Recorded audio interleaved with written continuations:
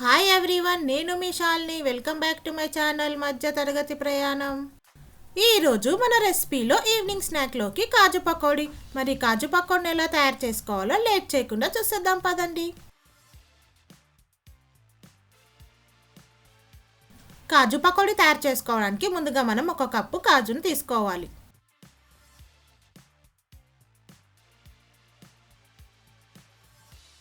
కాజు తీసుకున్నాక ఇప్పుడు అందులో మనం 1 కప్పు శనగపిండిని వేసుకోవాలి.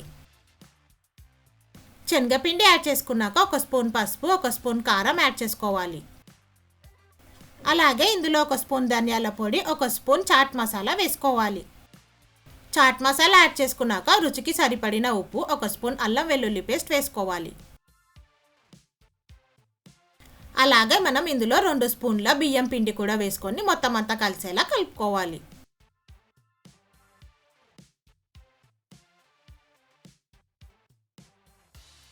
మొత్తం అంతా కలుపుకున్నాక ఇప్పుడు మనం కొద్దిగా వాటర్ యాడ్ చేసుకుంటూ కలుపుకోవాలి.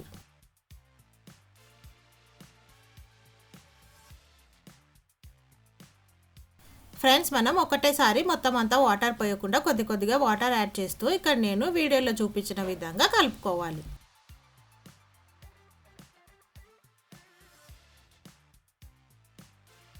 మొత్తం అంతా ఒకసారి కలుపుకున్నాక ఇప్పుడు మనం కాజు పకోడీ ఫ్రై చేసుకోవడానికి ఆయిల్ పెట్టుకోవాలి. ఆయిల్ మనకు మీడియం హీట్ అవ్వగానే మనం కలిపి పెట్టుకున్న కాజు పకోడీని మెల్లిగా వేసుకోవాలి. మన కడాయికి ఎన్నైతే సరిపోతాయో అన్ని వేసుకొని మెల్లిగా ఫ్రై చేసుకోవాలి.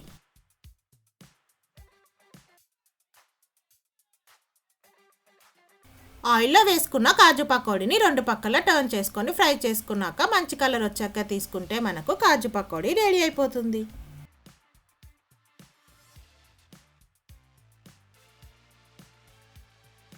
అంతే ఫ్రెండ్స్, ఎంతో సింపుల్గా అయిపోయే కాజు పకోడీని మీరు కూడా ఒకసారి ట్రై చేసి మీకు ఎలా వచ్చిందో నా కామెంట్ సెక్షన్లో మెన్షన్ చేయండి. ఈ రెసిపీ కనుక మీకు నచ్చినట్టయితే లైక్, షేర్ మరియు సబ్స్క్రైబ్ చేయండి.